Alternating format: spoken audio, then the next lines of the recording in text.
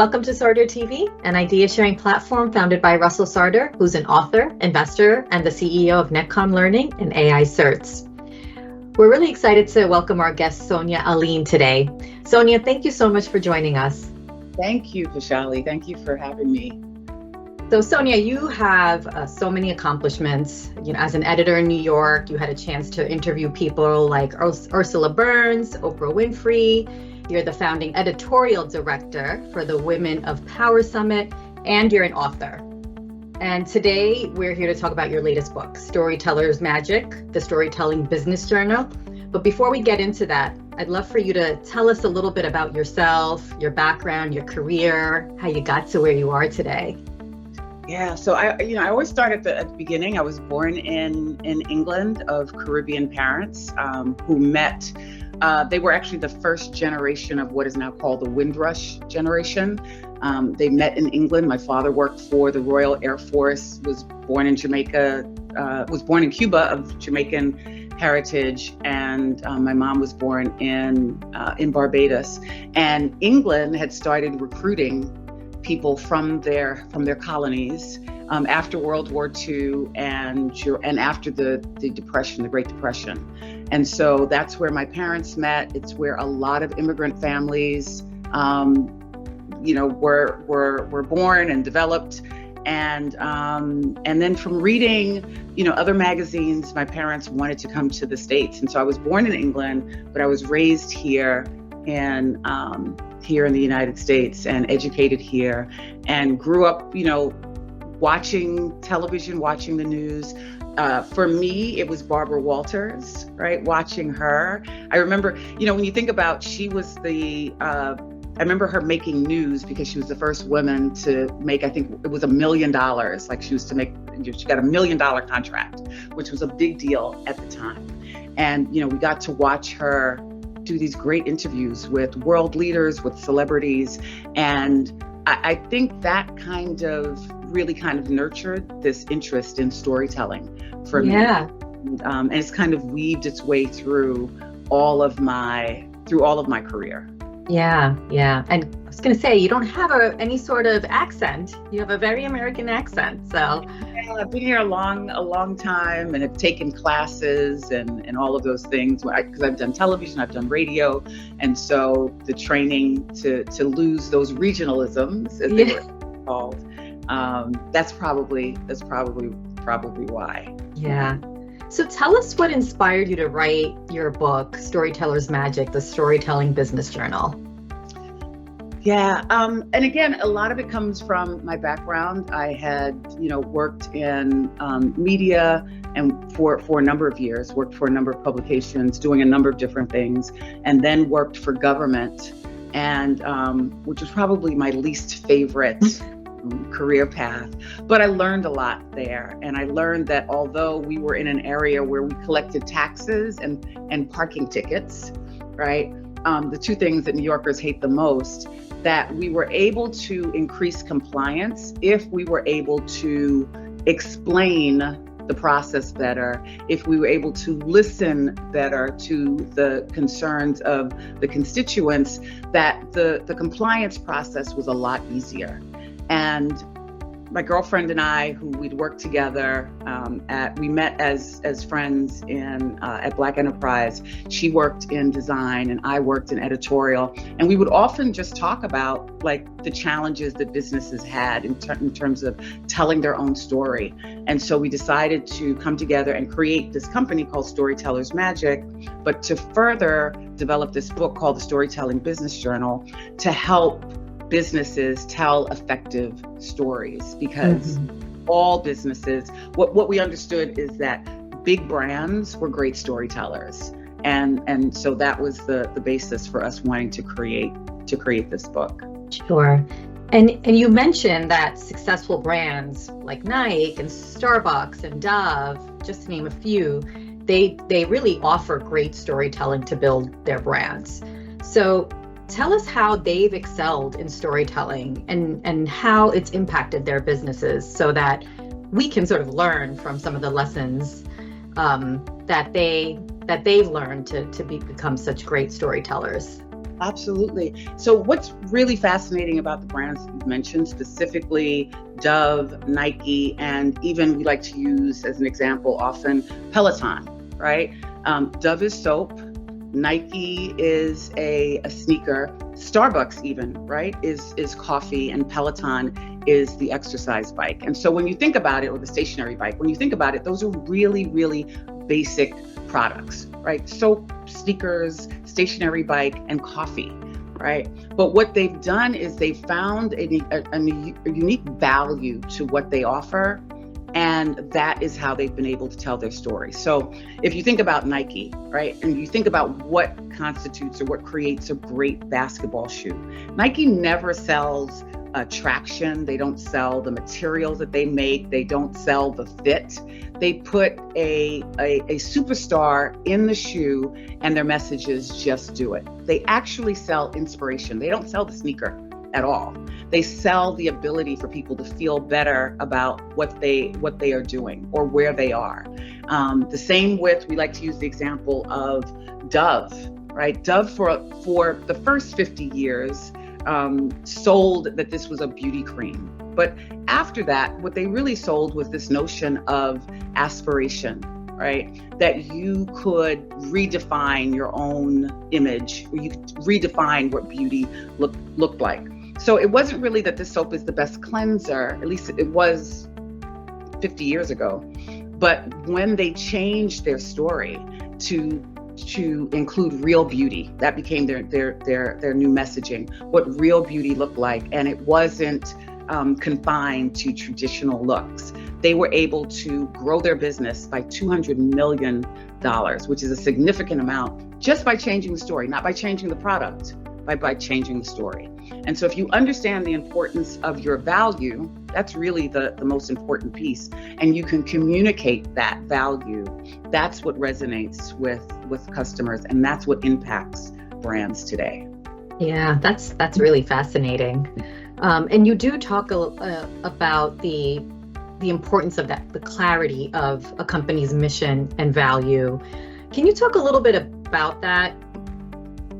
How can organizations sort of ensure that their mission and values are effectively communicated to their audiences, whether that's, to internal team members or to external team members? You described a little bit about how it's conveyed through their mission. Can you talk a little bit more about sort of mission and values? Absolutely. And so the premise or the baseline for telling your story is to be able to effectively demonstrate and communicate to your audience who you are, what you do, why you do it, and for whom. And I think big brands do that really well on a macro level. Where brands sometimes suffer is the trickle down, right? So that everybody who's working in your organization understands that. I'd gone to a training session several years ago, and one of the facilitators had worked with Disney, and he had talked about how when Disney trains their team, they start with the parking attendants, and there was resistance to that, right? Like, why would you start with the parking attendants? And the notion is, or the idea is, that that's the first point, that's the first contact point for their visitors, right? It's the person who's working in the parking lots. And so everybody in your organization has to understand your mission and goals. And so they're not things that should just be hanging on the wall or, kind of existing on your website. They have to be, you have to engage your team around that. And so, as I said, big businesses, when they falter, it's not being able to convey that message all through the ranks of their organization so that everybody is saying the same thing. Everybody is feeling the same sense of value. Everybody is understanding what the message is. It also happens, unfortunately, with small businesses, right? Because with a owner, a lot of times, the mission and the value is something that they hold in their heads, and they're not sharing that with the rest of the team. And so it's a problem on both levels for big businesses and small businesses. But the most important piece is to make sure that everyone in your organization understands the value, because that's what people buy into. We like to say that people don't buy your goods and services, they buy what your goods and services can do for them. And so you have to understand how your goods and services or your products and services are impacting how people are operating. And what are some ways that organizations can actually do this, big or small? Are there some standards or, key practices that should be employed to ensure that these things are implemented effectively? The story. So if you have a set of values that you have decided for your organization, they have to be weaved through all of the processes of an organization. So it's not just everything that you do. If you say that we are going to present in a certain way, then that has to be consistent in every touch point. It has to be consistent on your social media. It has to be consistent in your packaging, on all of your designs, how you solve problems, and how you engage. And sometimes when we think about the branding process, we think about just how we meet customers or how we create a wonderful experience for them. But a particular brand comes to mind. I don't want to mention it, but the narrative with this brand would be like they create these wonderful experiences until a problem happens. And then when there's a problem, they don't know how to extend the value around their brand to solve those issues. And so it's every aspect. Everybody who's in your organization has to not only know how to create these wonderful experiences, but they also have to know what that looks like when you want to solve a problem. When someone walks in your door, how are they greeted? When they receive a package in their home, what does the package look like? And when they have a problem, how is that problem or concern being resolved? Yeah. And the one thing that you talk about is the standard operating procedures. And you have those highlighted as sort of a crucial component for consistency in the business and their business operations. Tell us how standard operating procedures can be used, especially for small businesses, to develop and implement storytelling, vision, mission effectively. Right. So the importance about stories, we always say that stories help you connect with your customers and clients, but the consistency of the story is what engenders trust. And so that's what's really important. And so the reason that you don't have any doubt when you go to an Apple store in New York or San Francisco or even Tokyo, right, is because they have a specific set of standard operating procedures that ensure that every time you engage with them, you're going to have basically the same experience. The challenge with small businesses is that, and as I mentioned before, sometimes these procedures or how we should be operating are in the head of the owner, and they're not shared with all of the different people who could be employees, but as we know with small businesses, could just be stepping in to help, right? So it could be a spouse or an intern or a cousin, right, who's coming in to help you. They all have to know the standard, what the operating procedures are for your business. Everyone should know that. An example I like to give is there's a restaurant that's in Harlem that I have visited often. So I drive from Brooklyn to Harlem, which is a bit of a distance, but the restaurant is great. The ambiance, everything about it is wonderful. The owner is usually there. And so when I started my business, I had one of my first business meetings there, and I had 5 people with me, and the service was awful that particular day. And I was the butt of the jokes for the entire meal, but the owner wasn't there that day, right? And it was a huge lesson that although I know that it was just that one poor day, right? It was a bad day. The 5 people that were there with me will probably never go back to that restaurant because it was such a bad experience. And so that's why your standard operating procedures are so important, because you shouldn't have to be there all the time, making sure that things are running correctly. The CEO of Apple is not in all of these locations globally to make sure that things are happening the way that they should be. They're operating procedures that are in place that dictate how business should be, how business should be followed. And so it's very important for small businesses to have these in place so they can have consistent experiences, because the experience that your customer has is the one that they will share, and that becomes your brand, whether you know it or not, whether you like it or not. Your brand is being told in different places, in different ways, when you're not there to control it. Right. So would you say that businesses need a big budget to employ some of these things, whether it's, standard operating procedures, getting them cascaded through their organizations, storytelling, from a budget perspective? Yeah. Seems like it could be a lot. And so I'm glad you brought that up, because I think particularly we know corporations have the budgets, right. To be able to do those things. For smaller organizations, it's really just having the communications open in your company.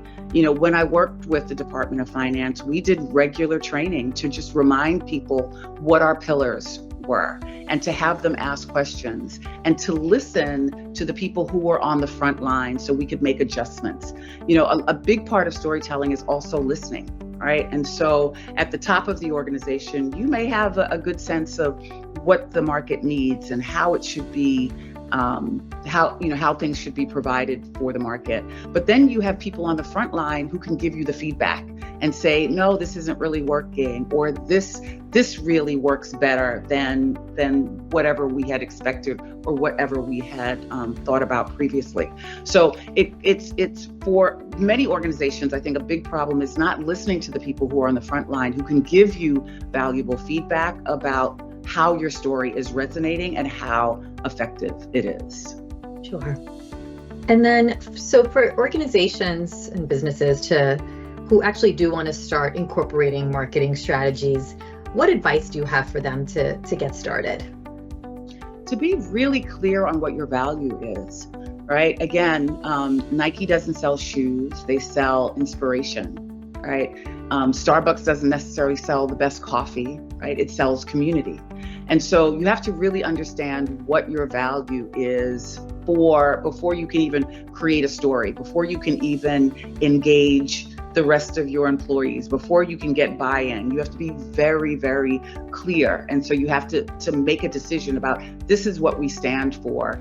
And standing for this, then you can build out all of the other elements of what that can look like. But the most important thing is determining your value, because that is what people are going to, you can get your hair cut anywhere, you can get it colored anywhere, but it's that experience, right? Like, it's the experience that you are having in a particular place, and that is the value.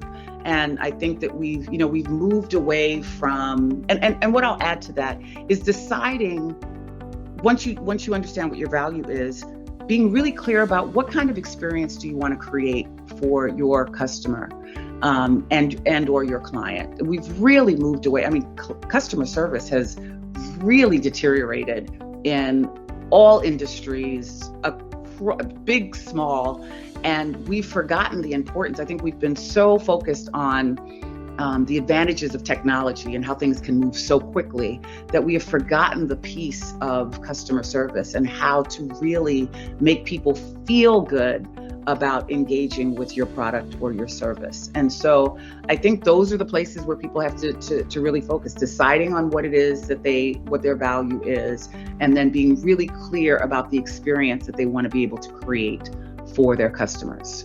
Yeah, well, that's great. And consistency is another key theme throughout your book. Could you share just some strategies, some practical strategies for maintaining consistency in messaging, in branding, across various platforms and interactions? So what we've done is we've identified 9 themes for telling your story. And what we recommend to businesses is, and you can choose more than one, but you have to identify what your themes are. And I mentioned a couple. Inspiration is one, aspiration, whether you're a transformational brand. Weight loss products and fitness products are usually transformational, right? They're saying, like, we can take you from here and we can get you there. Fear and security is a storyline, not necessarily a bad thing, but like insurance companies are really selling this whole notion of you don't have to be at loss, right? Or you don't have to worry. And so we recommend that people identify what your story theme is. And if you compare that to literature or film, right? If you are interested in a rom-com or a heist movie, or you may not know what the movie is, but you understand what you're getting. Right? You understand that there's going to be, in a rom-com, person meets person, and there's either going to be a marriage or a breakup, and the formula of that. It's the same with these themes. If your theme is transformation, that you're saying you're going to take a person from point A to get them to point B, then every part of your experience has to be consistent in a transformative formula. And so it's everything from, again, how you greet people, how they understand the process of this transformation, and how you problem solve around that. And so if you understand what you are selling, I keep going back to that, right? You're not selling the haircut, right? You're selling that feeling that you're going to get after the haircut. Some people are just selling a haircut, right? This is a place where you can go. There are no frills. You can get in, you can get out. You're going to get it at a really reasonable rate. And we call that function, right? And so for some people, that's what they want. They just want something that's quick, easy. I just want the job done. We know that there are other people who want experiences. And so when you're really clear about what you're selling, then it's easier to help to develop your brand, because all of your messaging is not necessarily going to be about the haircut and the color. It's going to be how you feel, or what the result is going to be after you get this haircut and or color. Yeah. And this is very interesting because I know we're talking about businesses, but would you say that this is a strategy that can be used to develop your own personal brand as an individual? Absolutely, right? And it goes back to what I had originally said, where your story, right, is what connects you to the environment. And that's why, if you remember, the drive to be authentic was so important in corporations, because you bringing your entire self, right, is what brings the value, right? If you can't talk about some of the experiences, or you can't express the experiences that you've had in your own personal life, then you don't really, the people that you're interacting with don't get a full sense of everything that you can offer. And you then start policing yourself, right? And restricting what you know based on your experiences. The consistency of you, the way you show up, is what establishes trust in an organization. And that's how you build your brand, right? So when I would coach young people who were just like, yeah, but I don't have any skills, or I don't have any demonstrable talents that I think are going to be recognized by my organization, what I would suggest is, if you show up early every day, right, you've started to set your brand, right? Because you're the person who comes in early every day. If you go late every day, right, you've started to again create a brand for yourself, that that may not be the person that we go to in an emergency, because they're not going to be at their desk when we're having this meeting at 9:00 to decide how we're going to move forward on an issue. So it's understanding how you show up in an organization as well. The things that you say, how you say them. Are you a problem solver, or are you a complainer? Those are all, when you think about how we describe our colleagues, right? It's really just based on consistent behavior, right? If there's somebody that you want to go to, who you're going to get, great advice from, or you're going to get a great answer from, it's because you've had certain experiences that are consistent over a particular period of time that allow you to want to go to this particular person. So the storytelling is how, whether we like it or not, we're constantly telling ourselves stories. And every time we meet someone, we're telling a story, right? It's why you can have a conversation with someone on the phone and then meet them and go, oh, that's not what I was expecting, right? Because based on the conversation on the phone, you had already created a narrative about who this person was, what they looked like, what they stood for. And we do that consistently. And so as the person who is showing up in an organization, it's very important for you to stand tall in who you are. And it's very important for you to be consistent, because that's how you can break certain narratives about you and create them at will. You can always recreate yourself in any environment by just being at least consistent. Consistency is the baseline for it.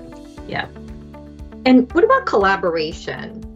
What's the importance of collaboration in crafting the effective stories for businesses, and how have you seen some of the best teams work together to make sure that those are developed effectively and, cascaded throughout the organization and to an external stakeholder group most effectively? Yeah, collaboration is so important. And I've worked in organizations where everyone is siloed, right? That happens a lot in government, right? Everybody's really protective of their space, and everybody wants to be recognized. And a lot of it is fear, right? Fear of not being recognized, or fear of not getting the credit for the work that they've done. But the organizations that are able to collaborate, where they're able to share information, to take and receive critical feedback, are the ones that work the best. I mean, we're actually watching this in society right now, right? We're the best politicians were the politicians that it didn't matter what side they were on. It didn't matter if they were Republican or Democrat, right? They could come together in a room and make decisions that were going to be best for the country. What we're seeing now is, as we like to say, people are wrong and strong, right? It doesn't matter what, if you're right, you have to be on the right.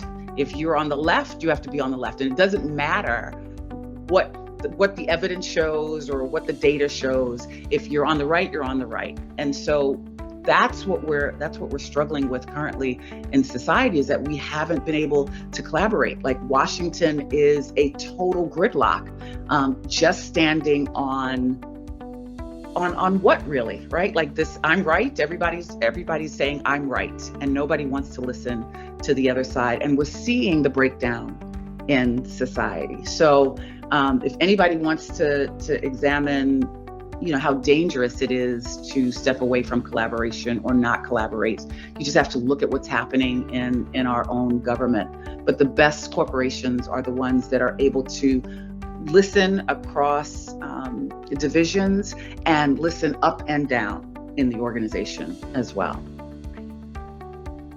How would you say storytelling in business has evolved over the years, especially with the rise of digital marketing and social media?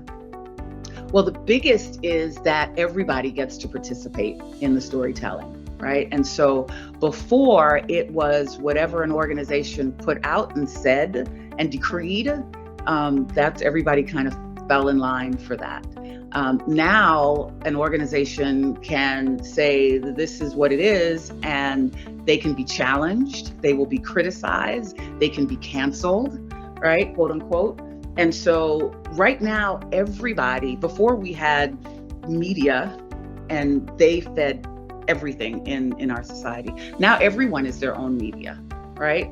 We all are. If you have a media platform, if you have a social media platform, you are in fact media. You are producing information. You are producing content that will influence people, that will drive people to buy your products or services, to think differently about how things are operating in our society. And so the power has been leveled, right? And there are less gatekeepers. And you have to be really careful about what you put out, because everything you put out now can be challenged. And decades ago, we followed what we were told. Yeah. Ugh, the wild, wild west. Wild west. There are benefits and the benefits are that more, we can hear more and more voices, right? And diversity can truly happen now because everyone has a camera. But the downside is the recklessness of it sometimes, and And, now with AI, just the manipulation of data is going to be a big concern going forward. Yeah. And what are your thoughts on that? What are your thoughts on the use of AI and tools like ChatGPT for, things like your marketing strategies and storytelling? Yeah, so I'm not a big fan. I think I'm one of them coming kicking and screaming into this. It is the reality of where we are, and so we have to embrace it. What I would encourage people to do is to embrace it to aid the work that you're doing, and not to actually create the work that you're doing. It's scary to me when I see people say, "Oh, I wrote a whole book using AI." Right? Or I've created, strategies for AI. If you needed to construct a promotional email, I can understand how that's beneficial. Or you needed to develop an ad, I understand how that can be beneficial. But I think that the less you use of your brain and your creative ability, the more that you surrender those things over to technology, I just think those will have devastating effects for us. The same way you have to use your physical muscles, creativity and your mind and your brain are things that you have to use. And we've seen, all of the amazing things that we've been able to create without technology. And so I think my fear is, I probably need to read a few more things and maybe sit in a few more sessions. But my fear is that if we don't use the most creative pieces of ourselves, I'm scared to think where we may end up. Yeah. But I'm old school too. I'm a dinosaur, so. Yeah, obviously there's pros and cons, and I think it does get some, it's just to wrap your head around the impacts of AI and certainly some of the things that you mentioned, right? Exercising those muscles, right? Are really, really important. I mean, we see it in just in terms of our physical beings, like, particularly those of us in the West, like we're the most sedentary in the world, right? Mm-hmm. So people in other parts of the world who are still walking, are still gardening, are still using their physical bodies, are still tilling the ground. They live a lot longer, right, than we do, with all of the advances at our fingertips. And so it's again like we were created to move, and part of moving and involves thinking and implementing the creativity that comes through us. And I think that that's a really, I hope that we never lose that. I agree. So you also have a podcast called Business First with Sonia Alleyne. And it's great. You have this platform to talk about all these different business topics with some great people. What have been some of the most memorable conversations you've had on your podcast? Well, what I love in talking to so many different types of business professionals is that everything that we have experienced in our life serves us. And so I love talking to professionals who, started out, maybe studying medicine or studying science, and now they're ending up doing something else. But everything that they did during that path, right, prepared them for this journey. And I think it's fascinating that this, whatever this thing is inside of us that pulls us to the things that we are most passionate about, never goes away. Right. And so we always end up somehow, some way in situations that continue to prepare us for the thing that we are going to do. So whether it's, again, whether you took a particular class or you ended up with a particular mentor or you visited a particular country, what has been consistent in these stories, which fascinates me and will probably be the subject of my next book, is this consistency of how if you are destined to do a thing, everything in the universe continues to show up for you to make sure that you are supported. You may not recognize it or not. And a lot of times you don't recognize it in that time. Like somebody was saying, sometimes you don't recognize the significance of a moment until it becomes a memory. And I feel like that's how it is for a lot of the entrepreneurs on their journey. They were all prepared step by step to do the things that they're doing today. Yeah. It's very inspirational. Yeah. I have to ask you, how was interviewing Oprah Winfrey? Oh, that was, so what was interesting about that is when we had gotten the call that she had accepted, there was another event going on. There was something else going on. And her assistant had called and said, you're going to have to do this over the phone. And I remember I was disappointed, but there was a part of me that said like, you know what? No, I'm going to get to talk to this woman in person. And I did. I got to spend 2.5 hours in her office in Chicago. And she was very generous with her time. And what I will say is my biggest takeaway from that interview was, and it's what she said, is that you always know. And she said, a lot of times we will ask for confirmation, or we will ask, and in the example that she did was all of the things that she knew intuitively would always work out well. The things that she did based on pressure or based on, people in your environment saying, yes, you should do this. And one of the examples was the Oxygen Network, right? When they were launching as the first women's program, people around her were just like, well, how are you not going to be involved? Like, you're the queen of television. Like, you should be involved. And so it wasn't something that she felt moved to be a part of. It was something that she felt that she should be a part of. And so that was her explanation for why it didn't work. Only to later have her own network, right? Called Home. But that was the biggest takeaway from me, that, you always know, and that has been a theme that has resonated through all of my interviews with professional talent. No one I've ever interviewed in all of the years and all of the 20 plus years of interviewing folks has said, I followed my gut and boy, was I wrong, right? Or I followed my intuition and I was totally off.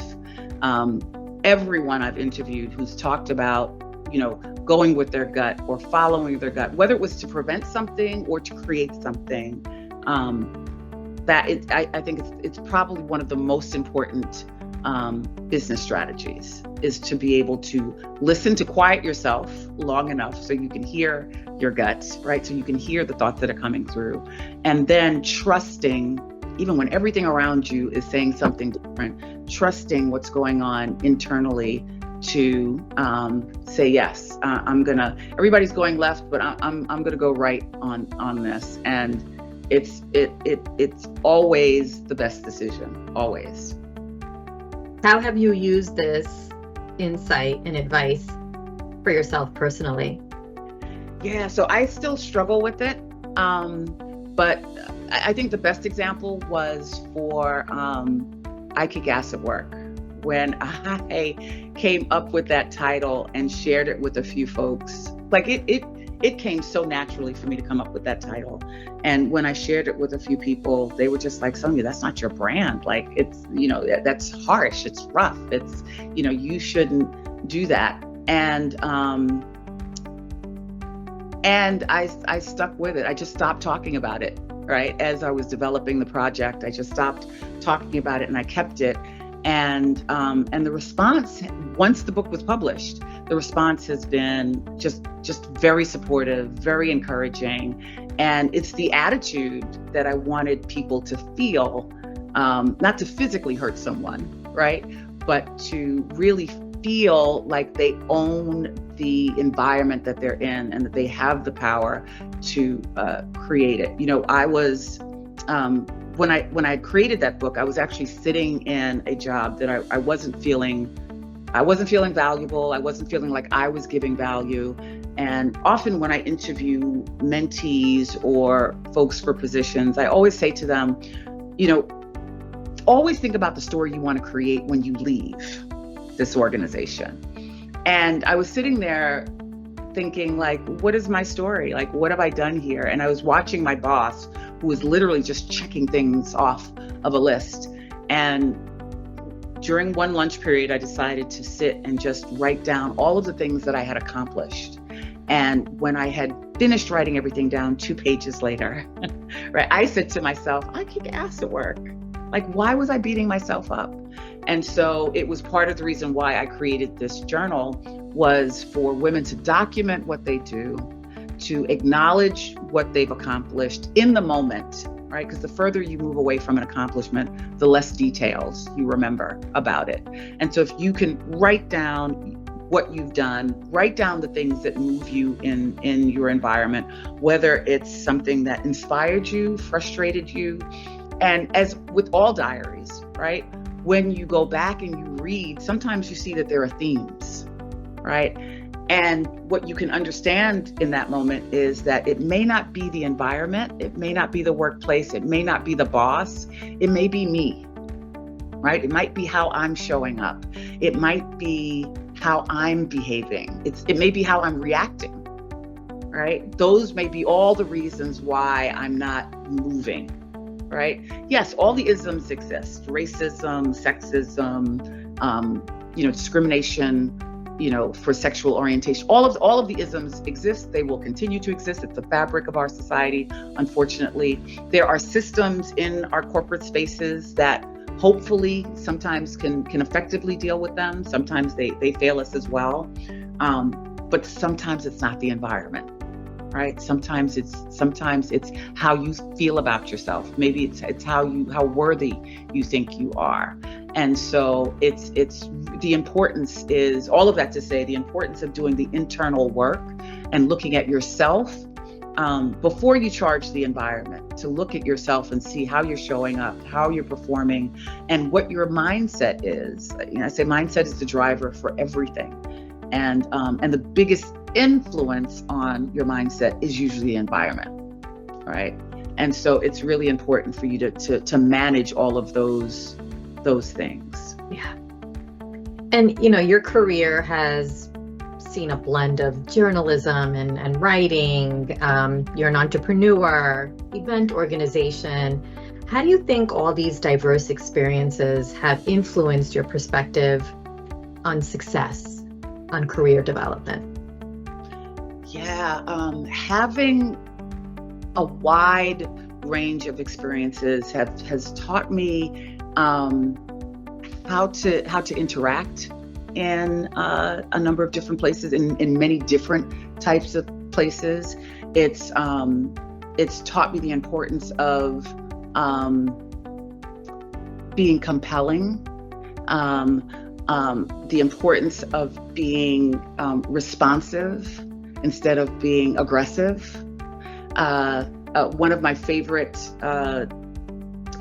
mantras is, and I learned this from, it was the former CEO of Aetna, said, attack the problem, not the person, right? And so you can be aggressive with your goals, but not be aggressive with people. Those are the things that I've learned, that environments are, it's important to understand the culture of the environment. It's important to understand what is the driving force. It's also important to understand what the priority is of an organization, so then you can understand how you fit in, and then you can develop your brand to be efficient and to be a problem solver. Sometimes we just look at the job that we've been given, but it's really important for you to look at your job in the context of the overall organization, and to really understand what the organization's goals are, so that you can align them. And I think I've been able to see that at all of the levels where I've been frustrated, levels where I have felt that I hadn't been seen, and in places where I've really thrived. And so I've done a lot of self-evaluation, and that's what, in people that I mentor and coach, that's what I encourage. It requires a lot of self-evaluation to be able to perform at optimal levels in different places. My grandmother used to say, and when I was little, I didn't understand that, but she would say I could work with the devil in hell. And what she meant was the environment would never impact how I was going to show up or how I was going to perform in an organization. And I think it's really important to not always be in the mind frame of they won't, or they keep doing, or they won't let me, or and to really work on finding the opportunities for you to shine, to learn, and to grow. Yeah. And that is great advice. I think it takes work though. It takes work to shift from, looking at everything from an outside perspective. It's the environment, it's this and that, and really focus a little bit more internally on how am I showing up? What am I bringing to the table? And really, give focus to that rather than these other things. I would often say to folks, and I had to look at it myself, if you feel that you are always underpaid and undertitled, right? If that's a consistent thing, right? So then it's not the organizations, right? It's how you are valuing yourself. And it's taking time to look at those things. Like, why am I afraid to ask for more? Why am I afraid to put myself in, or why do I feel like I don't have to? I mean, because sometimes we feel like we don't have to do certain things, like, and there may be things that you don't need to do, right? But all of that takes some examination and review. And that's the importance. Like, you can decree certain things for yourself, but it's also important to review and see what's working and what's not. Right. And as someone who's transitioned from having different careers, whether that's transitioning from one to the other or having simultaneous, careers at once, being an editor, an author, an entrepreneur, what advice do you have for people who are looking to make a career change? Again, it's being clear about what you want. A lot of times with jobs and positions, you often hear people say, just be happy you're working, right? Or just be happy you've got a job. And I think that you should be happy with the work that you're doing and not just holding a position. And that's easier for some of us than it is for others. But if you are educated, if you do have a network, if you do have experience, right? Maybe if you're just coming out of school, you may have to grab that first thing that's going to, just at least give you some real world work experience. But if you have a track record of doing some things, you have to trust that it's good, right? You take all of your experience to move, but don't let your lack of experience prevent you from any pieces where you feel you lack experience. And so I've stepped into places where, when I became the career editor at Black Enterprise, I really, really thought, and this is no joke, I really thought there's probably just 3 stories I could write, maybe 4, right? Like, you look for a job, you get a job, you perform in a job, and then you have to, if you either leave or you get fired, like, how do you recover? And that opened up so much for me. I was so intimidated by the process of doing that kind of work, but it opened up so many different things. I understood strategy. I learned about the importance of mentoring and things that I had never even considered or even understood before is what I learned in that position to be able to write books about career development. And so this journey is all about learning. And so if you're only going to stay, we hear all the time the importance of moving outside of your comfort zone. It's so that you can expand and grow. And if feeling uncomfortable is where we should be living, right? We should always be feeling a little uncomfortable because it means that we've got to learn something, or we've got to figure out something, or we've got to navigate something that we haven't done before. And that's important to what you can bring to the next opportunity. I believe that wherever you are, you're always just preparing for the next opportunity. You're not, and we all have gotten to these jobs where we're just like, this feels good, right? I'm happy. I know the people, I know the place, I know everything. And for some people, that's fine. It's not a criticism, but I really believe that, we're only here for a short time, and I'd like to have as many experiences as I can. I'd like to meet a wide range of people, have a wide range of experiences, because all of that just makes me a better human being. It makes me a better producer. It makes me a better creative, and it makes me a better problem solver. So Sonia, what projects and initiatives are you working on now, and what can we expect from you in the near future? Yeah, so I'm definitely working on a new book. It's the 5 Universal Laws of Success, and a lot of it goes back into some of the things that we've discussed, the things that are consistent for success, that have nothing to do with where you were born or how much money you have or where you are in society. I'm looking forward to working on that. Really growing the storytelling brand as well. And I have another project that's like totally different from everything, but it's still part of my storytelling journey. I actually produce a clean Caribbean comedy program that talks about the immigrant journey from a comedic perspective. And so I've been having a lot of fun with that. We just debuted at 54 Below in Manhattan. And so I'm Great, also— congratulations. That's fun. Yeah, it's fun. It's different. It's kind of how my mind operates in a lot of different places. But the consistent theme is storytelling. It's always about telling a relatable and engaging story. Yeah. So then finally, tell us what you hope readers will take away from your new book, Storytellers Magic. Oh, so what I hope that they take away is that the branding process is really simple. It's not a complicated process.